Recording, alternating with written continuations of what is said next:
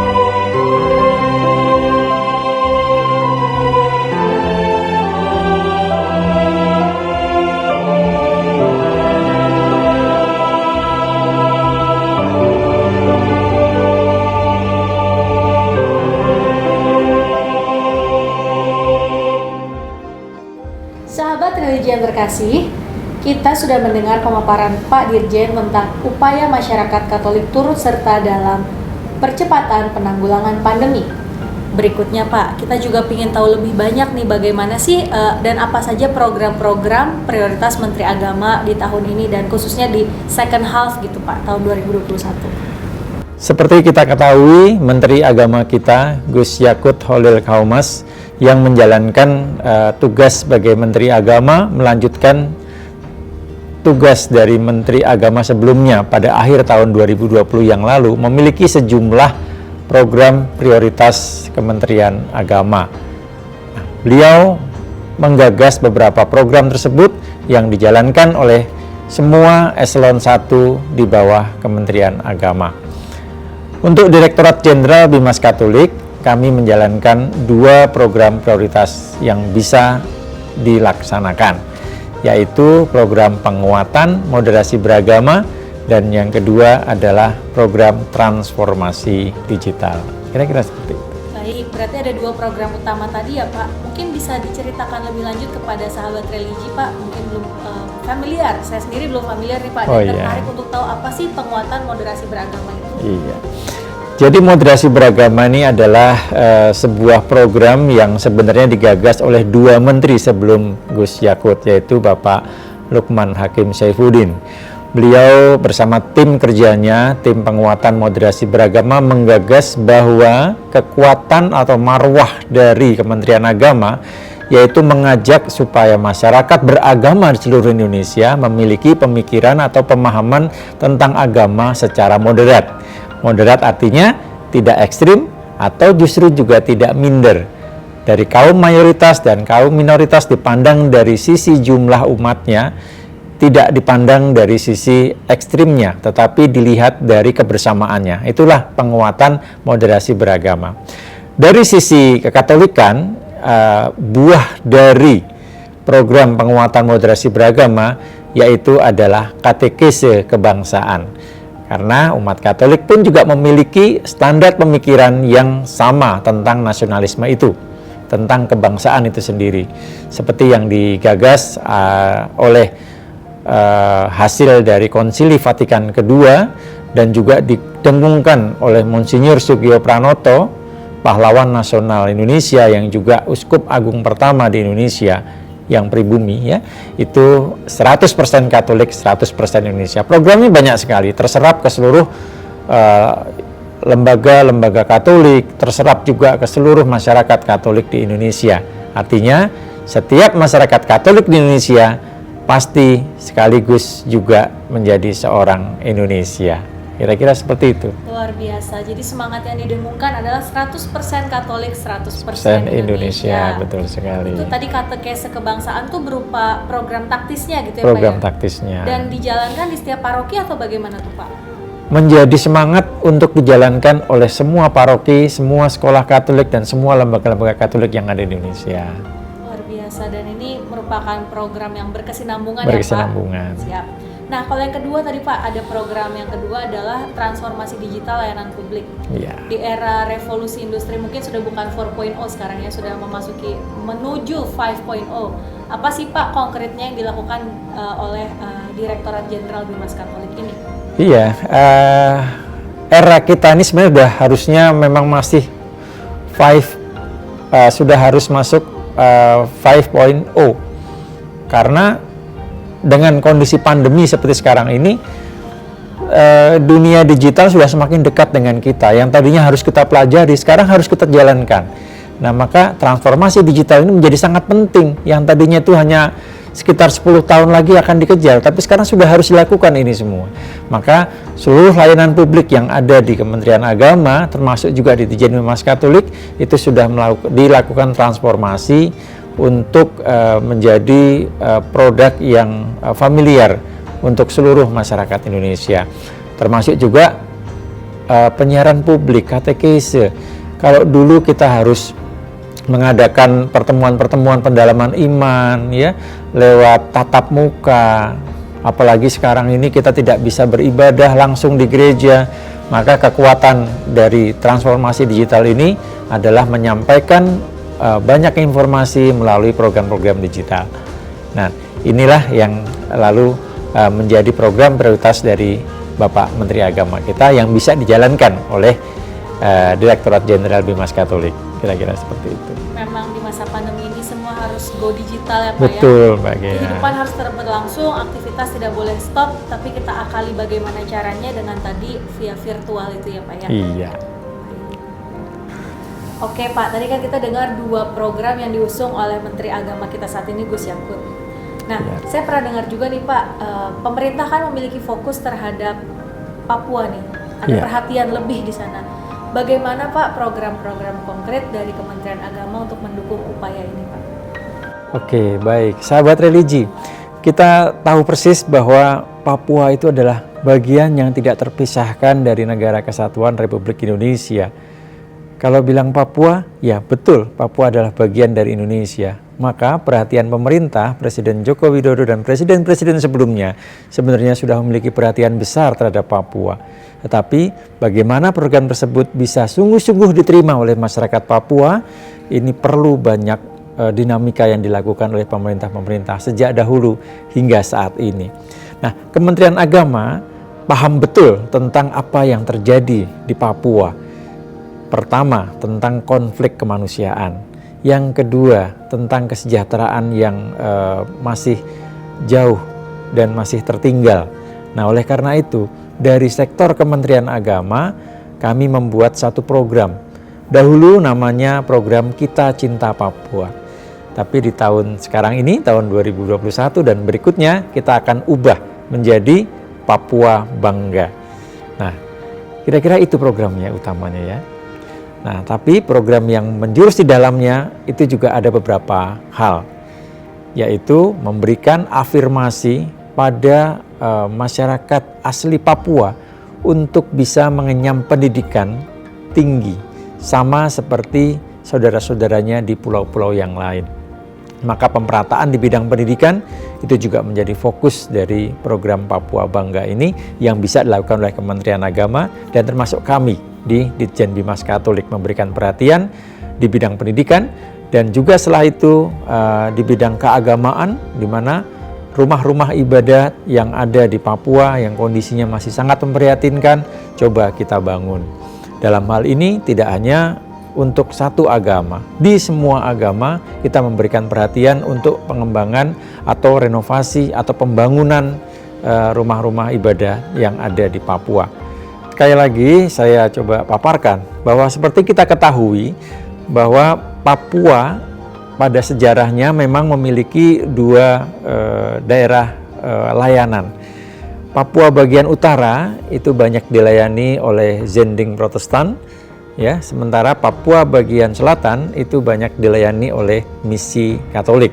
Oleh karena itu, dalam tahun 2021 ini Ditjen Bimas Katolik juga memberikan perhatian kepada masyarakat khususnya di Papua bagian selatan.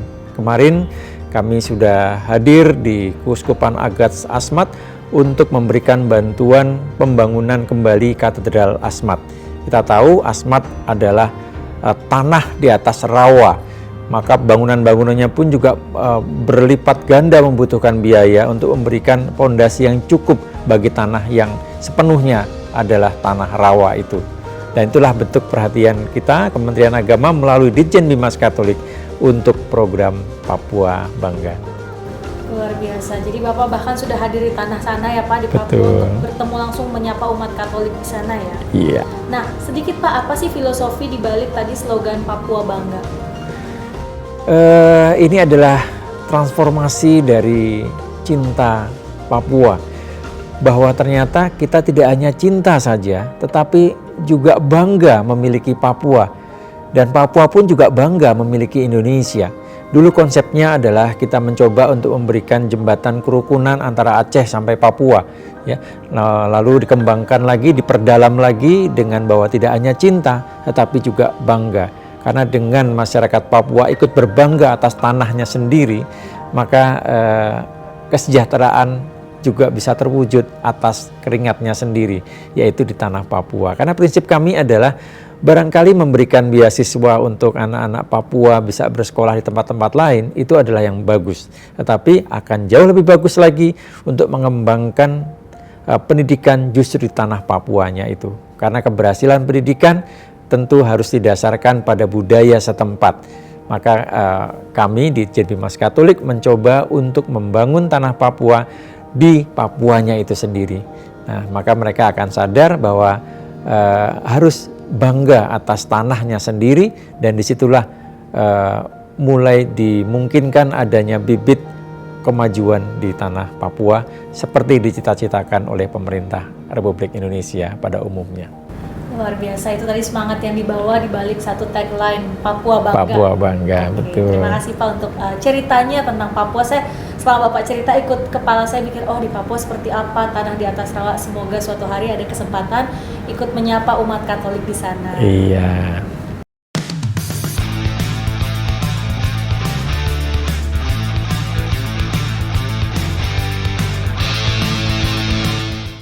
Selanjutnya Pak, tadi sudah bicara Papua. Nah, kita kan bangsa Indonesia ini terkenal dengan unity in diversity.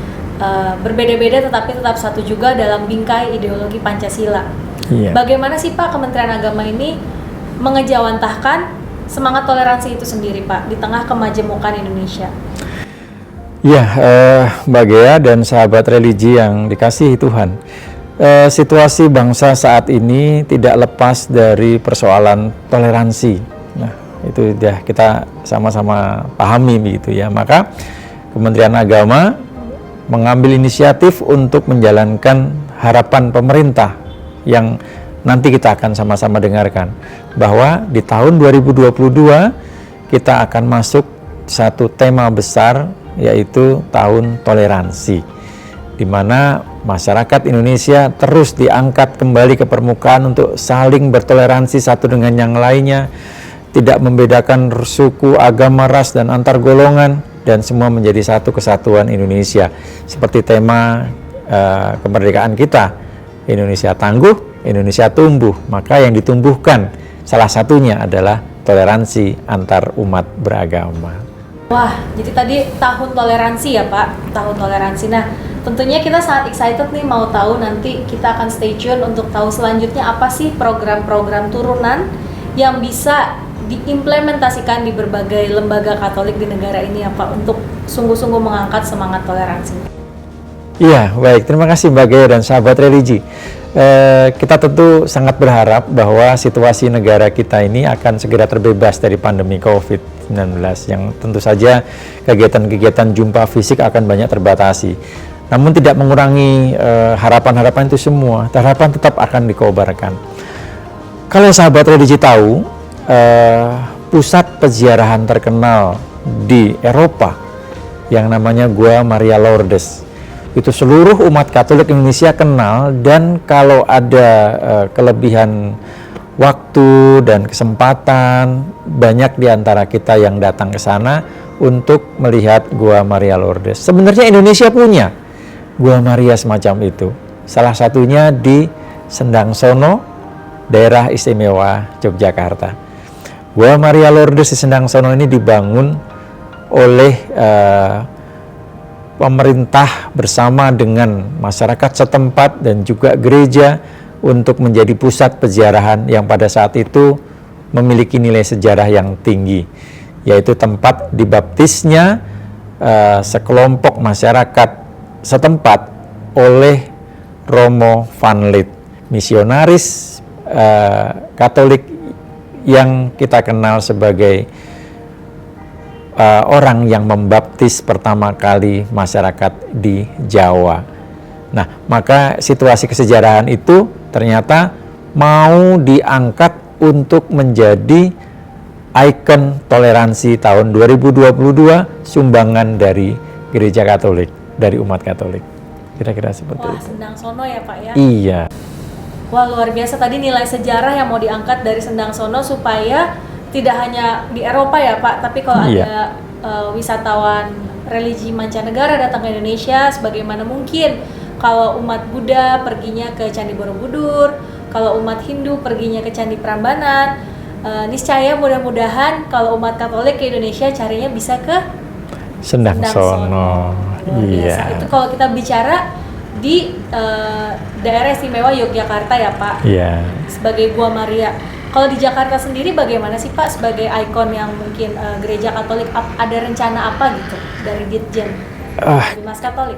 Kalau di Jakarta sendiri juga sebenarnya padat sejarah sahabat religi ya, bahwa mungkin sahabat religi atau semua yang menyaksikan tayangan ini belum pernah tahu bahwa di Gereja Katedral Jakarta, di aula sebelah belakangnya itu ya, itu pada tahun 1928, tepatnya di tanggal 27 Oktober 1928, dibukalah Kongres Pemuda Indonesia yang kedua. Pada hari pertama dilaksanakan di gedung itu, karena pada saat itu kan kita tahu ya, situasinya masih sangat tertutup di bawah penjajahan Hindia Belanda waktu itu ya, sehingga untuk berkumpul saja sulit. Tapi Gereja Katedral Jakarta punya satu gedung ya, itulah yang lalu akan diangkat menjadi ikon toleransi juga, bahwa sumbangsih Gereja Katolik tidak main-main di situ, yaitu khusus dipersembahkan untuk Kongres Pemuda Indonesia, di mana akhirnya keesokan harinya lalu diumumkanlah narasi Sumpah Pemuda, satu nusa, satu bangsa, satu bahasa, dan Katolik Indonesia ada ikut ambil bagian di dalamnya, menyediakan tempat itu. Nah, maka dalam tahun toleransi 2022 nanti kita akan coba diangkat ke publik, merevitalisasi aula Gereja Katedral Jakarta yang bersama-sama dikerjakan dengan Kementerian Agama dan juga pihak-pihak lain yang terkait di dalamnya. Wah, ini luar biasa sih Pak, kalau mau bicara sosialisasi. Saya aja baru tahu hari ini loh Pak, bahwa hari pertama Kongres Pemuda ya Pak, iya, tahun 1928 itu bertempatnya di Aula Katedral yang sekarang kita sering pakai untuk misa. Kalau sudah penuh di iya betul, di belakangnya sudah penuh, itu kita diarahkan oleh petugas ke belakang itu ya Pak. Iya, Saya sangat betul. menunggu nih Pak untuk nanti ada sosialisasinya. Iya.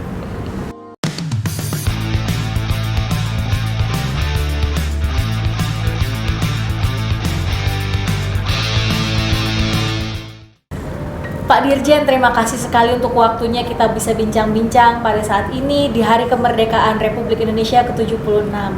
Nah, sahabat religi yang terkasih, dimanapun Anda berada, saya selalu percaya bahwa setiap dari kita bisa berkarya, bisa memberikan sumbangsih. Kalau tadi Pak Dirjen saya kutip bahwa umat Katolik pun memberikan sumbangsih bagi negara, bagi bangsa, bahkan dalam skala terkecil sekalipun. Apapun area of influence kita, apapun bidang yang kita tekuni, dalam konteks ini sebagai umat Katolik kita pasti bisa membawa dampak, menjadi garam dan menjadi terang di tengah kemajemukan. Terakhir Pak, sebelum kita berpamitan dengan sahabat religi, apa pesan-pesan Bapak bagi umat Katolik di Indonesia? Monggo Pak.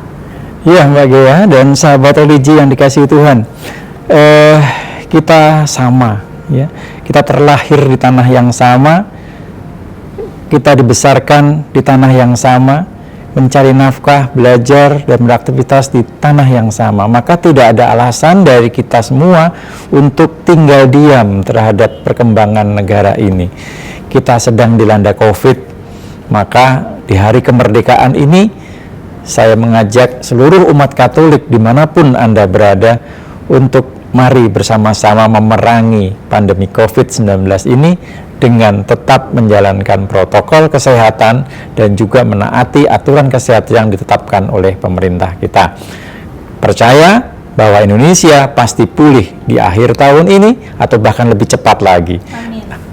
Maka kita berharap bahwa penyakit ini sebenarnya tidak memandang agama, tidak memandang golongan, semua terserang. Maka ini adalah musuh kita bersama. Maka rukunlah satu dengan yang lain, dengan seluruh masyarakat yang ada di Indonesia untuk menjadi imun yang kuat bagi Indonesia tangguh, Indonesia tumbuh. Demikian. Terima kasih Pak Dirjen untuk pesan-pesannya dan untuk waktunya pada saat ini ya. Terima kasih. Sahabat religi yang terkasih, demikianlah bincang-bincang kita pada hari ini dengan Pak Dirjen. Saya Gea Kumala pamit. Salam sehat, 100% Katolik, 100% Indonesia.